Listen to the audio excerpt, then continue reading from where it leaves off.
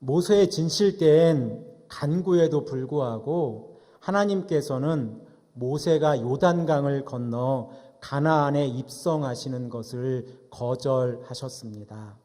출애굽기 17장 1절에서 7절 말씀, 그리고 민수기 20장 11절에서 12절 말씀에 기록되어져 있는 무리바에서 물을 내는 사건을 근거해서 하나님께서는 모세가 요단강을 건너 가나안에 입성하는 것을 거절하셨습니다. 이 사건을 신명기 3장 23절에서 26절 말씀에는 이렇게 기록되어져 있는데, 23절 말씀을 보면 그때에 내가 여호와께 간구하기를 라고 간절히 모세가 간구하고 있습니다. 그리고 25절 말씀을 보면 구하옵나니 나를 건너가게 하사 요단 저편에 있는 아름다운 땅, 아름다운 산 레바논을 보게 하옵소서 하되 라고 말씀하자 하나님께서 26절에 이렇게 대답하십니다. 여호와께서 너희 때문에 내게 진노하사 내 말을 듣지 아니하시고 내게 이르시기를 그만해도 족하니 이 일로 다시 내게 말하지 말라라고 말씀하고 있습니다. 그 결과 모세는 여리고 맞은편 요단가 모압 땅에서 두 가지 일을 준비해야 했습니다. 그 첫 번째는 가나안에 입성할 하나님의 백성들을 가르치는 일이었고, 그리고 두 번째는 다음 세대를 위해 지도자를 세우는 일이었습니다. 그러면 우리가 모세가 준비하고 있었던 가나안에 입성할 하나님의 백성들을 어떻게 가르쳤는지를 먼저 생각해 보고자 합니다. 신명기 4장으로부터 시작되어지는 모세의 설교의 중심 내용은 여호와의 명령과 규례와 법도를 지켜 행하게 하라라고 하는 내용이 그 중심의 내용에 있습니다.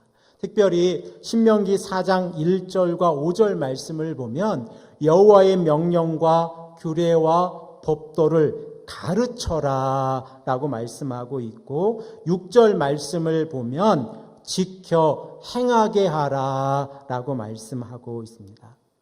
이렇게 모세가 하나님의 명령과 규례와 법도를 지켜 행하게 하라라고 하는 데는 그만한 이유가 있습니다. 신명기 4장 6절 말씀을 보면 이것이 여러 민족 앞에서 너희의 지혜요 너희의 지식이라 라고 말씀하고 있습니다. 토라라고 불려지는 하나님의 명령과 규례와 법도가 지혜요 지식이다 라고 말씀하고 있는 겁니다. 이 표현을 시편 111편 10절 말씀에 보면 이렇게 기록되어져 있습니다. 여호와를 경외함이 지혜의 근본이라 라고 말씀하고 있습니다.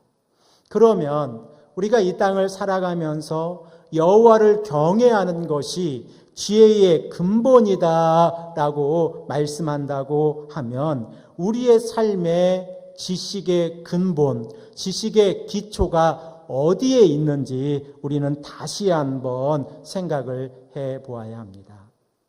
우리가 이 땅을 살아가면서 하나님께서 우리에게 허락하신 귀한 자녀들을 말씀으로 가르치고, 그리고 또 우리가 이 땅을 살아가면서 복음을 증거하고 말씀의 공동체, 신앙의 공동체를 이루고 있을 때에 지식의 근본, 지혜의 근본이 어디에 있는지 우리는 다시 한번 생각해 보아야 합니다. 신명기 4장 10절 말씀을 보면 이렇게 기록되어져 있습니다. 내가 호렙산에서 내 하나님 여호와 앞에 섰던 날에 여호와께서 내게 이르시기를 나에게 백성들을 모으라. 내가 그들에게 내 말을 들려주어 그들이 이 세상에 사는 날 동안에 나를 경외함을 배우게 하며 그 자녀에게 가르치게 하리라 하시매라고 말씀하고 있습니다.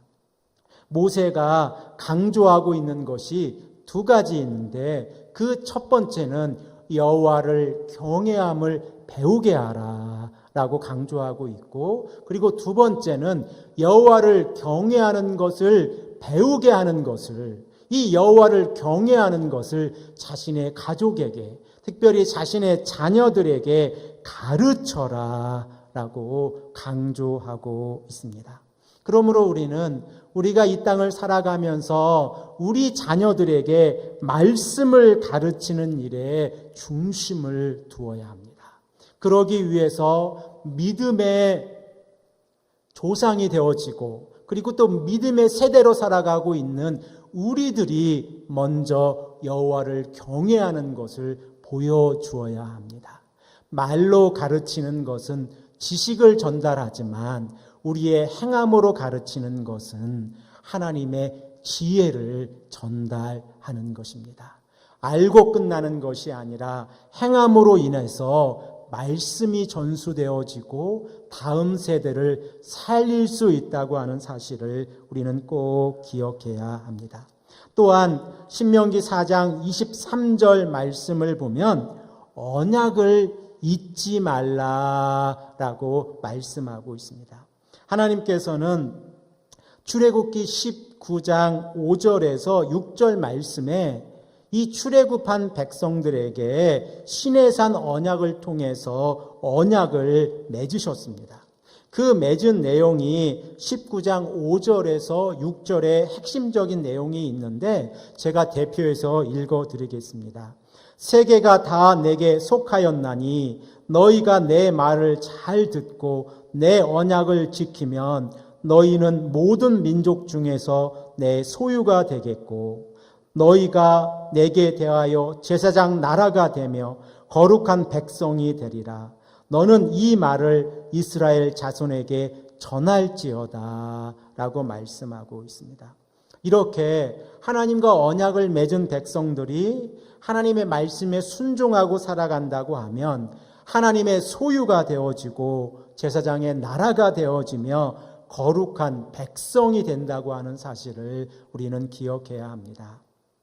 제가 여러 번 강조하고 있는 것처럼 이 언약을 지키기 위해서는 우리의 순종이 기초되어지는데 이렇게 언약을 지키고 살아갈 때에 하나님께서는 우리에게 약속해 주시고 그리고 보호해 주시고 공급해 주신다고 하는 사실을 우리는 꼭 기억해야 합니다.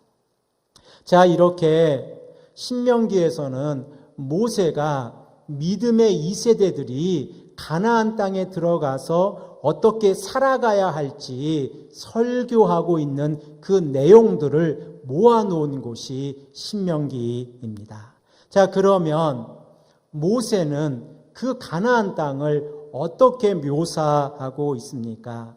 오늘 우리가 읽은 신명기 8장 11절 이전 말씀인 7절에서 10절 말씀을 보면 그 가나안의 7 족속이 살고 있는 그 땅들이 어떠한 땅인지 우리가 알 수 있습니다.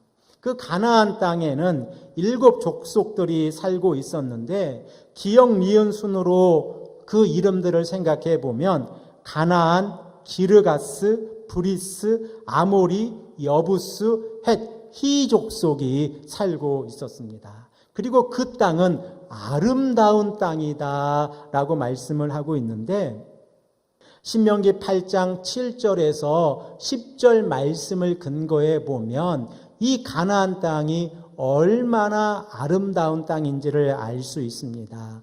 첫 번째, 가나안 땅의 특징은 물이 풍부한 땅입니다. 이 물이 풍부하다고 하는 것은 이스라엘 민족이 가나안에 들어가서 물로 인해서 어려움을 당하지 아니한다. 농사를 짓기에 아주 좋은 땅이다라고 생각할 수 있습니다. 이스라엘 민족은 40년 동안 광야에서 물의 부족함을 느끼면서 살아왔습니다. 한번 실컷 물을 마셔봤으면 좋겠다라고 생각했던 민족이 바로 이스라엘 민족들이었습니다.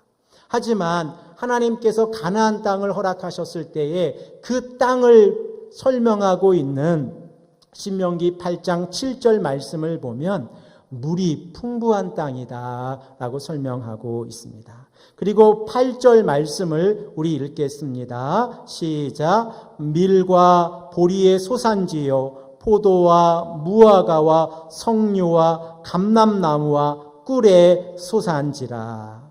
이 말씀은 가나안은 비옥한 땅이라는 겁니다. 무엇을 심어도 좋은 곡식을 낼 수 있는 땅, 바로 그것이 가나안 땅입니다. 또한 9절 말씀을 보면 가나안 땅은 주요 강물이었던 철과 동을 캘 수 있는, 구리를 캘 수 있는 땅이었습니다. 우리 9절 말씀을 읽겠습니다. 시작. 내가 먹을 것에 모자람이 없고 내게 아무 부족함이 없는 땅이며 그 땅의 돌은 철이요 산에서는 동을 캘 것이라 라고 말씀하고 있습니다. 즉 가나안은 이미 철기 문화가 있었고, 그리고 그 철기 문화로 인해서 아주 강력한 군사적인 힘을 가지고 있었던 곳이 바로 가나안 땅입니다. 하지만 하나님께서는 이 가나안 땅을 이스라엘 민족에게 허락해 주시겠다라고 말씀하고 있습니다. 그런데 신명기 8장 7절에서 이 10절 말씀을 보면 하나님께서 언약으로 허락하셨던 이 가나안 땅이 얼마나 좋은 땅인지 알 수 있습니다. 이렇게 세 가지 특징으로 물이 풍부하고 비옥한 땅이고 강물이 풍부한 땅이다라고 지식적으로 알 수 있지만, 그것 위에 히브리 언어를 보면 이 땅이 얼마나 아름다운 땅, 좋은 땅인지를 알 수 있습니다. 우리가 가지고 있는 개역 개정 성경에서는 7절에서 10절까지의 말씀 가운데 땅이라고 하는 표현, 특별히 옥토라고 하는 표현을 포함해서 3번 사용이 되어지고 있는데, 히브리 언어를 보면 이 에레츠, 땅이라고 하는 표현이 7번 나옵니다. 구약 성경에서 이 7이라고 하는 숫자는 완전수에 해당이 되어집니다. 그러므로 이 땅이라고 하는 이 명사가 7번 사용이 되어지고 있다고 하는 것은 이 가나안 땅이 얼마나 좋은 땅인지 우리가 알 수 있습니다. 또한 8절에 좋은 곡식들을 거둘 수 있는 땅으로 기록되어져 있는데, 그 숫자를 한번 세 보십시오. 밀, 보리의 소산지요 포도와 무화과 나무와 석류와 감람나무와 꿀의 소산지라. 그 곡식 또한 숫자 7로 이루어져 있습니다. 즉, 이 가나안 땅은 무엇을 심어도 좋은 결실을 맺을 수 있는 하나님께서 언약 백성들에게 허락한 아주 좋은 땅이다라고 말씀드릴 수 있습니다. 또한 히브리 언어에 아름답다라고 하는 표현을 쓸 때에 특별히 사용하는 이 형용사가 있는데, 그 형용사가 토브라고 하는 단어입니다. 이 단어가 언제 사용되어져 있는지 우리가 알고 있다고 하면, 모세가 신명기 8장 7절에서 아름다운 땅이라고 표현할 때에 이 아름다운 땅이 얼마나 좋은 땅인지 알 수 있습니다. 바로 이 단어가 어디에서 사용이 되어지고 있냐 하면, 하나님께서 천지를 창조하시고 창세기 1장에 하나님이 보시기에 좋았더라. 이 표현이 7번 사용이 되어지고 있는데, 창세기에 기록되어져 있는 이 토브라는 단어와 신명기 8장 7절에 기록되어져 있는 이 토브라는 단어가 동일한 단어입니다. 그러므로 우리는 하나님께서 이스라엘 백성들에게 얼마나 아름다운 땅, 얼마나 좋은 땅을 허락해 주셨는지 알 수 있습니다. 그래서 모세는 신명기 8장 10절에 찬송하리라 라고 말씀하고 있습니다. 자, 이렇게 좋은 땅을 허락해 주셨습니다. 그리고 이스라엘 백성들이 이곳에 들어가서 말씀대로 살아갈 거야 하는데 신명기 8장 11절에서 20절까지의 말씀을 보면 그곳에서 어떻게 살아가야 하는지 삶의 원칙들을 말씀하고 있습니다. 먼저 11절 말씀을 우리 함께 읽어보겠습니다. 시작. 내가 오늘 내게 명하는 여호와의 명령과 법도와 규례를 지키지 아니하고 내 하나님 여호와를 잊어버리지 않도록 삼갈지어다 라고 말씀하고 있습니다. 모세는 가장 먼저 이스라엘 백성들에게 두 가지 사항을 조심해라. 가나안 땅에 들어가서 이렇게 풍요로움을 누릴 것인데 두 가지 사항을 조심하라 라고 말씀하고 있는데 그 첫 번째는 여호와를 잊어버리지 않도록 조심하라. 여호와를 잊어버리지 않도록 조심하라 라고 말씀하고 있습니다. 그리고 여호와를 잊어버리는 것이 어떠한 삶의 방식으로 나타나는지를 말씀하고 있는데 여호와의 명령과 법도와 규례를 어기는 일을 통해서 여호와를 잊어버리지 않도록 삼갈지어다, 조심할지어다 라고 말씀하고 있습니다.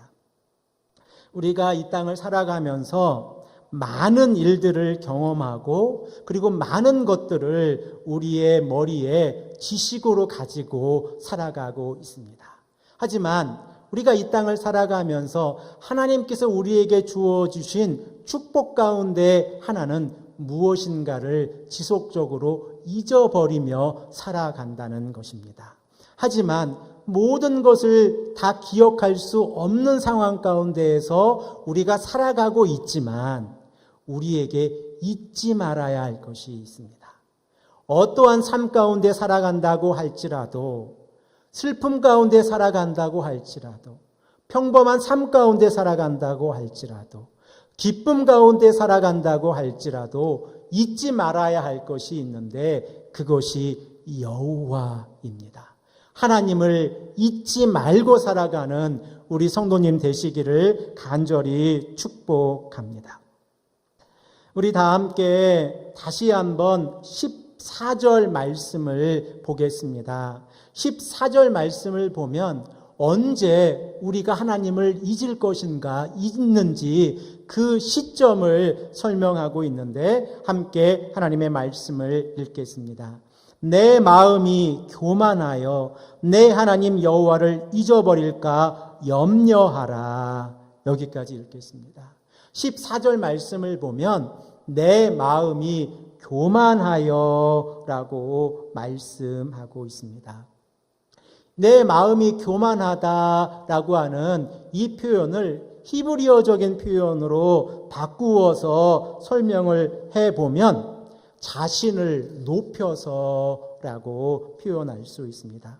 교만이라고 하는 것이 어디에서 나옵니까? 우리의 마음의 중심 가운데에서 나옵니다. 그리고 그 교만이 우리 마음 가운데 나올 때에 우리는 어떻게 행동합니까? 우리 자신을 높이는 겁니다. 하나님을 높이는 삶을 살아가야 하는데 예수 그리스도만을 증거하는 삶을 살아가야 하는데 우리를 높이고 우리를 증거하는 삶을 살아간다는 겁니다. 그럴 때에 우리의 삶에 직면하고 있는 문제가 있는데 바로 여호와를 잊어버린다라고 말씀하고 있습니다. 모세는 이 14절을 기록하면서 이스라엘 민족이 내 마음이 교만하여 내 하나님 여호와를 잊어버릴까 염려하라 라고 강조하고 있는데 오늘 본문 말씀 12절, 13절 말씀을 보면 이들이 자신을 높였을 때에 어떠한 상황이었는지를 구체적으로 설명하고 있습니다. 12절, 13절 말씀을 우리 함께 읽어보겠습니다. 시작. 내가 먹어서 배부르고 아름다운 집을 짓고 거주하게 되며 내 소와 양이 번성하며 내 은금이 증식되며 내 소유가 다 풍부하게 될 때에 라고 말씀하고 있습니다. 우리는 때로는 이러한 삶을 갈망하고 있지 않습니까? 물질의 축복을 받았을 때에, 그리고 그 물질의 축복으로 인해서 부족함이 전혀 없었을 때에 우리는 하나님을 높이겠습니다. 우리는 하나님의 이름을 거룩하게 하겠습니다 라고 우리 자신에게 맹세할 때가 많이 있지 않습니까? 배가 부르고 집을 짓고 거주할 수 있는 땅이 있고 번성하고 재산이 증식되어지고 풍부해서 더 이상 아무것도 부족함이 없을 때에 우리의 삶 가운데에는 감사와 기쁨과 그리고 찬송이 있을 것 같은데, 모세는 그 시점에 조심하라, 그 시점을 조심하라 라고 말씀하고 있습니다. 그리고 조심해야 할 부분이 무엇이냐면 자신을 높여서 여호와를 잊어버릴까 염려하라, 조심하라 라고 말씀하고 있습니다. 모세는 인간이 가지고 있는 죄성을 아주 근원부터 자세히 살펴서 이 말씀을 하고 있습니다. 하나님의 축복으로 모든 것이 만족할 때에 우리들의 내면을 바라본다고 하는 것은 우리에게 너무나 어려운 일입니다. 그러기에 우리가 여유롭고 만족스럽고 모든 것이 풍족할 때는 잊기에 쉽습니다. 여호와를 잊기에 아주 좋은 방법, 쉬운 방법은 우리에게 풍요로운 삶이 허락할 때임을 우리는 기억해야 합니다. 아주 유명한 구약 신학자 가운데 월터 브루그만이라고 하는 신학자가 있는데, 이 구약 신학자가 신명기 주석을 기록하였습니다. 그리고 이 부분을 기록하면서 이 브루그만이라고 하는 신학자는 이런 표현을 기록하고 있습니다. 평온한 만족감을 느꼈을 때에 사람은 기억상실증을 잉태합니다. 그리고 그 기억상실증은 독존, 혼자서 높고 귀하다라고 하는 그런 마음을 우리에게 가지게 합니다. 그리고 이 혼자 높임을 받는다라고 하는 이 독존이라고 하는 단어를 사용할 때에 하나님의 말씀에 순종해야 할 필요성을 부정하게 되어집니다 라고 지적합니다. 이 브루그만의 지적에 우리는 많은 부분 동의합니다. 왜냐하면 우리가 많은 것을 가졌을 때에 하나님을 잊어버리기에 아주 좋은 조건이라고 하는 것은 이미 이 땅을 살아가고 있는 우리 모든 삶 가운데에서 증명되어져 있기 때문에 그렇습니다. 우리는 언제 기도합니까? 우리는 언제 더욱더 간절한 모습으로 기도합니까? 언제 새벽에 깨어 계셨습니까? 풍요로울 때입니까? 평안할 때입니까? 아니면 문제가 있을 때입니까? 우리는 언제 하나님의 말씀을 가까이 하고 말씀을 읽기에 우리의 온 힘을 다했습니까? 풍요로움으로 이 땅에 살아가는 데 문제가 없고 내일 일을 걱정하지 않아도 되고 한 달 후를 걱정하지 않아도 되고 1년 후를 걱정하지 않아도 되고 자녀들에 관하여 걱정하지 않아도 될 때에 하나님의 말씀을 더욱더 가까이 하고 하나님께 기도하고 하나님의 말씀 가운데 살아갔습니까? 아닙니다. 그때는 평온함으로 하나님께서 왜 이렇게 우리에게 축복을 허락하시지, 이러한 생각조차 잊어버리며 기억 상실증 가운데 살아갈 때였습니다. 그러므로 하나님께서 우리에게 축복을 허락하셨을 때에 우리는 기억해야 합니다. 하나님, 왜 우리에게, 우리 가정에게 이렇게 큰 축복을 허락하십니까? 왜 우리 집안에 이렇게 경제적인 여유를 허락하십니까? 하나님, 이 일을 통해서 하나님이 원하시는 것이 무엇입니까? 그때 하나님을 인정하고 그때에 하나님께 가까이 나아가기 위해서 우리의 마음을 다시 한번 되씹어 보아야 합니다. 왜냐하면 이때 하나님을 잊어버리면 우리는 비록 이 땅에서는 여유롭게 살아갈 수 있지만 우리의 인생이 끝나고 난 그 시점에 하나님과 멀어질 수 있기 때문에 그렇습니다. 그러므로 이 땅을 살아갈 때에 교만이라고 하는 것은 우리의 삶에 아주 큰 죄의 원인이 된다라고 말씀하고 있습니다. 잠언 18장 12절 말씀을 보면 사람의 마음의 교만은 멸망의 선봉이요 라고 말씀하고 있습니다. 우리가 멸망하는 길, 그 길에 가장 앞장서 있는 것이 교만입니다. 그러므로 우리가 멸망의 길을 걷지 않기 위해서는 겸손해야 하고 하나님께서 물질의 축복을 허락하셨을 때에는 우리가 더욱더 겸손해야 합니다. 하나님, 왜 우리에게 이러한 축복을 허락하십니까? 우리가 이 일을 위해 어떻게 기도해야 합니까? 내 주변에 가난한 이웃이 어디에 있습니까? 말씀이 필요한 자들이 누구입니까? 이렇게 기도하지 않으면 우리의 삶의 끝에 가서는 어려워질 수 있다라고 생각할 수 있습니다. 구약 성경 가운데에서 교만한 자의 예를 한 명을 뽑는다고 하면 이사야에 기록되어져 있는 바벨론 왕을 뽑을 수 있습니다.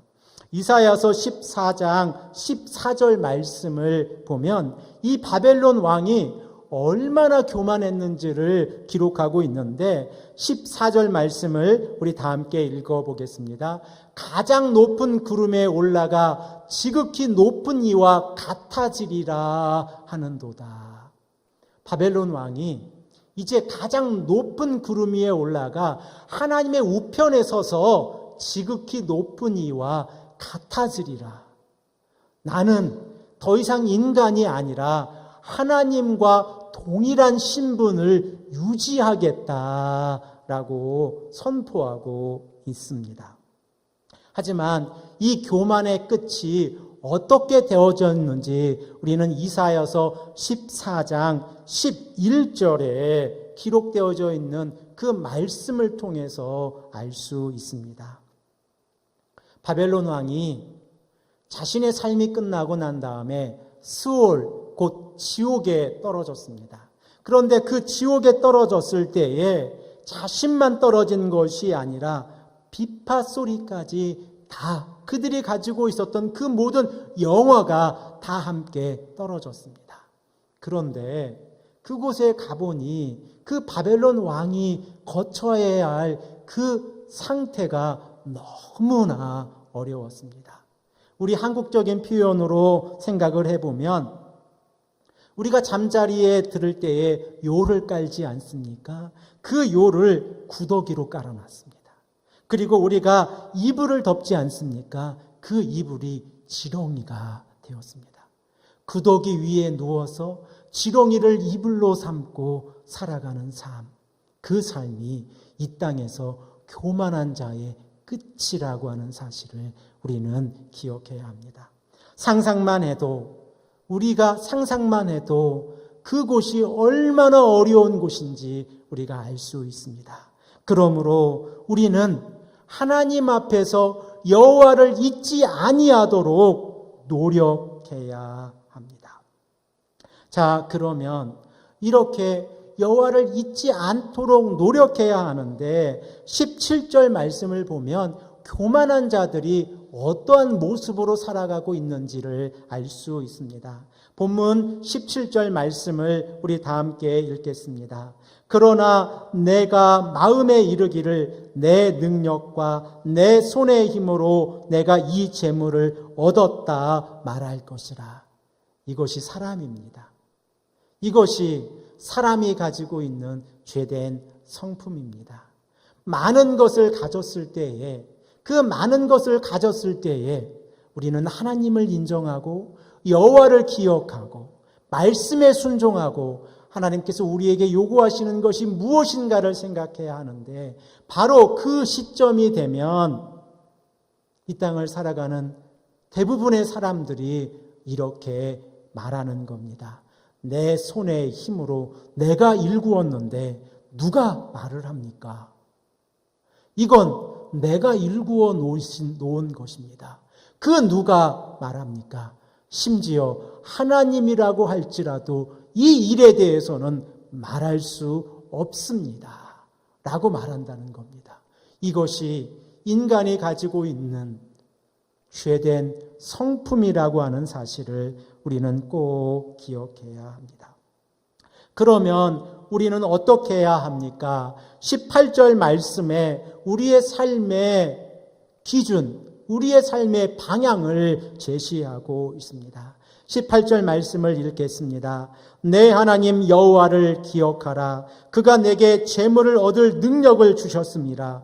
이같이 하심은 내 조상들에게 맹세하신 언약을 오늘과 같이 이루려 하심이라 라고 말씀하고 있습니다.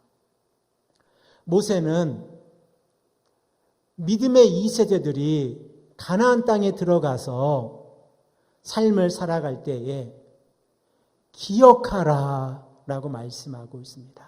그리고 그 기억할 내용이 하나님 여호와를 기억하라 라고 말씀하고 있습니다.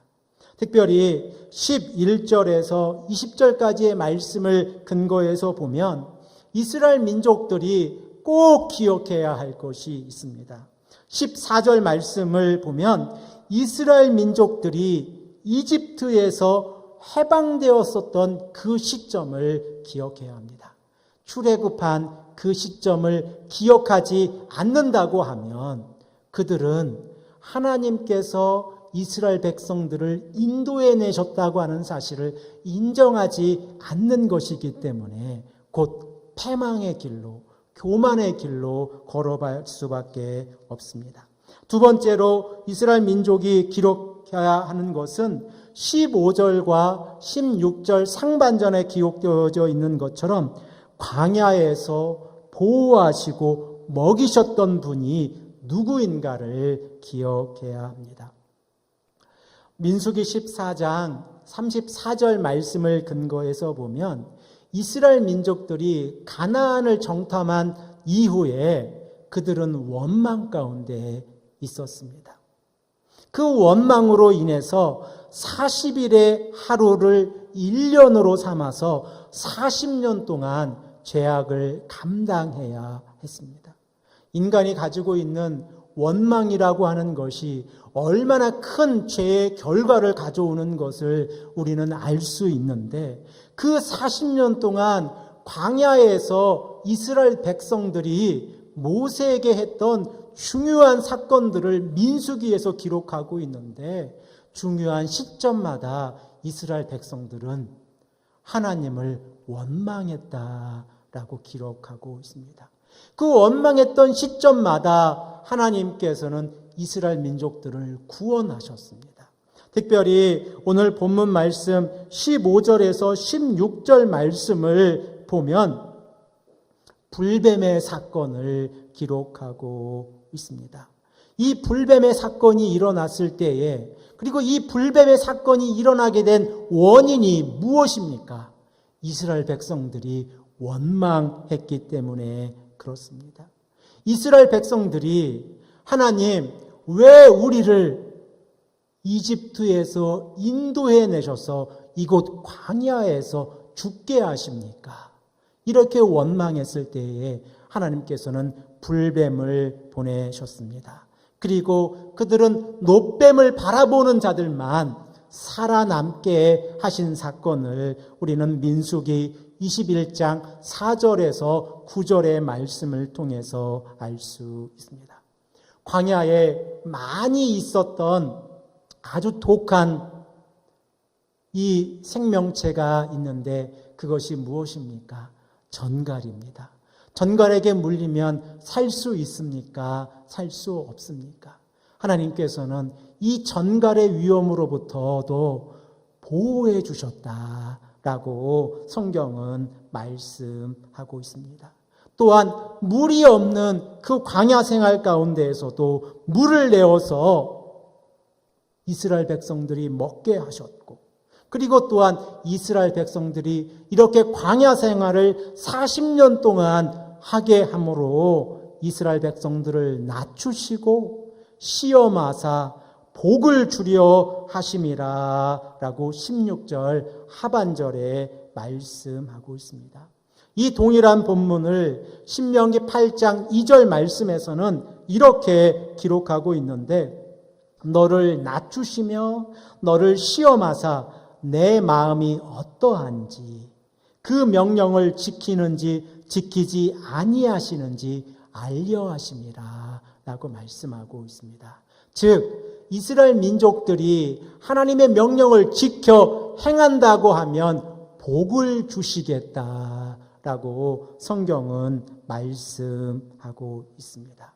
또한 16절 하반절에 말씀하고 있는 것처럼, 그리고 18절에서 말씀하고 있는 것처럼 이스라엘 민족들은 하나님께서 축복해 주시고 그리고 언약을 지키시기 위해서 하나님의 복이 이스라엘 백성들과 늘 함께 있었다고 하는 사실을 기억해야 합니다.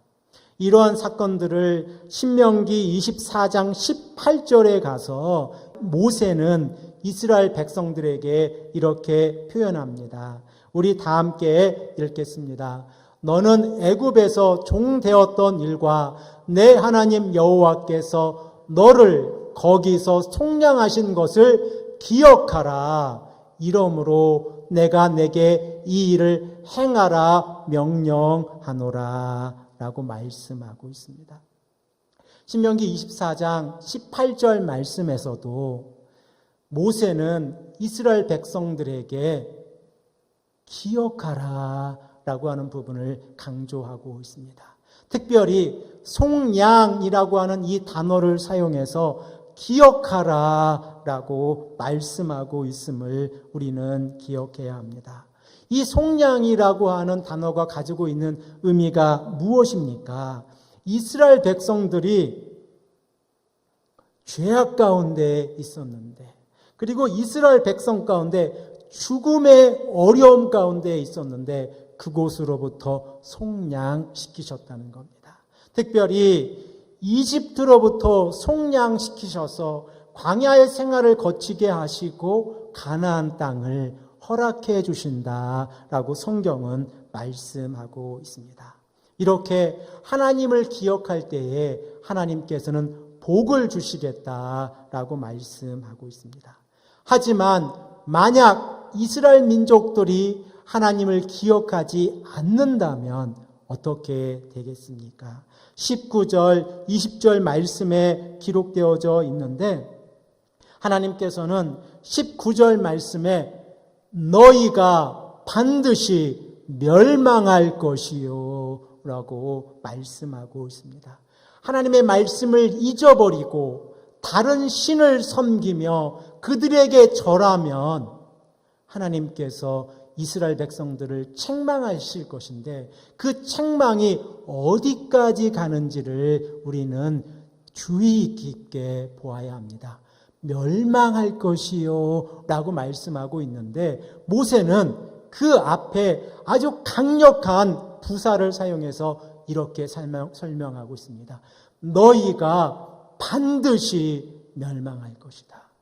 그냥 멸망하는 것이 아니라 만일 너희들이 기억하지 않는다고 하면, 만일 너희들이 말씀에 순종하지 않는다고 하면 반드시 멸망할 것이다 라고 말씀하고 있습니다.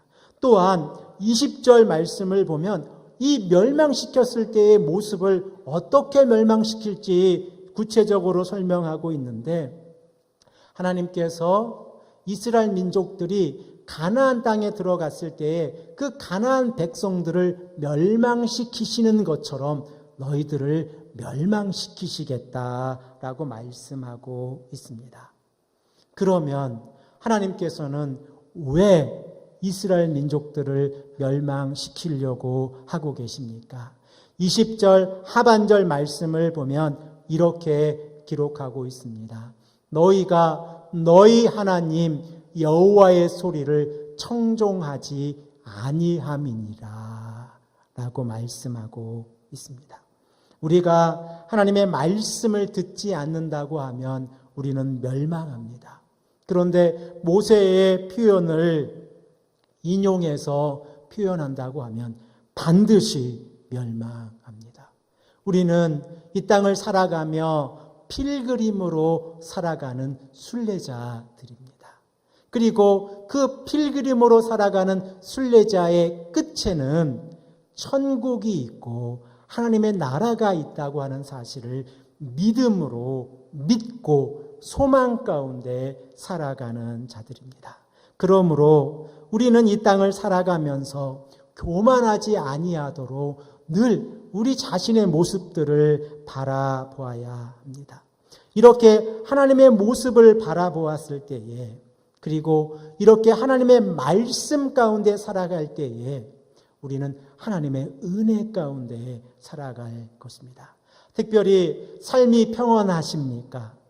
문제가 없고 부족함을 느끼지 못하고 모든 것이 잘 되어지고 자녀들이 바르게 자라가고 그리고 그들이 잘 정착하고 그리고 신앙생활하는데 문제가 없고 바로 그 시점이 위기의 시점입니다.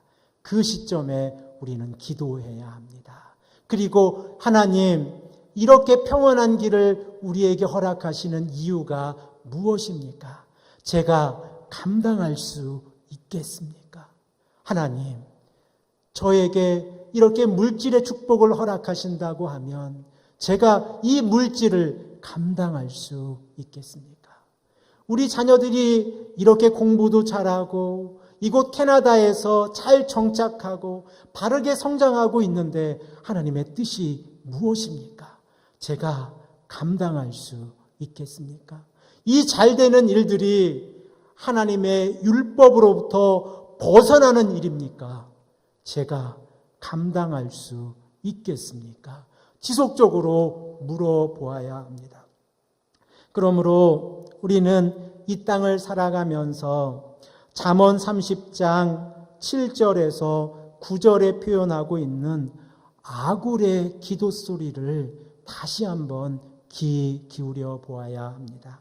우리 다 함께 7절에서 9절 말씀을 함께 읽겠습니다. 시작. 내가 두 가지 일을 주께 구하였사오니 내가 죽기 전에 내게 거절하지 마시옵소서. 곧 헛된 것과 거짓말을 내게서 멀리 하옵시며 나를 가난하게도 마옵시고 부하게도 마옵시고 오직 필요한 양식으로 나를 먹이시옵소서. 혹 내가 배불러서 하나님을 모른다 여호와가 누구냐 할까 하오며 혹 내가 가난하여 도둑질하고 내 하나님의 이름을 욕되게 할까 두려워함이니이다. 아멘. 아굴의 기도가 우리의 기도가 되기를 소망합니다. 만일 우리가 배불러서 하나님을 모른다고 하면 하나님 앞에서 멸망의 길로 걸어가는 것입니다. 혹 우리에게 가난을 허락하셔서 더욱더 기도하게 하시고 더욱더 무릎 꿇게 하신다고 하면 이 땅에서의 삶은 비록 어렵지만 천국의 길을 더욱더 가까이 살아가고 있다는 사실에 우리는 조금의 의심도 없습니다. 예수 그리스도를 의지하고 계십니까? 하나님을 의지하고 계십니까? 오늘 모세가 신명기 8장 11절에서 20절에 말씀하고 있는 이스라엘의 민족들에게 말씀하고 있는 이 메시지가 우리의 메시지가 되기를 소망합니다. 아굴의 기도가 우리의 기도가 되기를 소망합니다.